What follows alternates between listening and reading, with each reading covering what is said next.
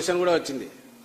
14 లక్షల కోట్ల అప్పు చేశారు జగన్మోహన్ రెడ్డి గారని రోజు ఓదర కొడుతున్నారు. నిజంగా 14 లక్షల కోట్ల అప్పు వేయింటే అది కరెక్ట్ కాదని ఆయనకు తెలుసు, కాదని మేము చెప్తూనే ఉన్నాం. మరి ఇంత అప్పులో ఉన్నది నువ్వు ఇవన్నీ ఎట్లా అమలు చేస్తావు? దానికి ఆన్సర్ లేదు.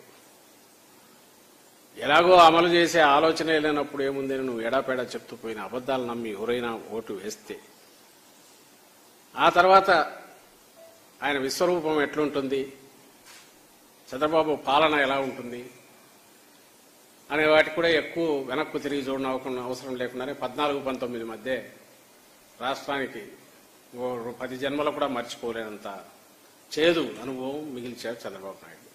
14-19 మధ్య చూస్తే అది ఇంకా ఎవరు మర్చిపోలే. అయినా సరే ఆయన ఆ రోజు ఏమి చెప్పినా ఏమి అమలుకు చేయలేదనే విషయం అందరికీ తెలుసు. ఈ వీడియో కానీ మీకు నచ్చినట్లయితే లైక్, కామెంట్, షేర్ చేయండి. మరిన్ని అప్డేట్స్ కోసం సబ్స్క్రైబ్ చేయండి.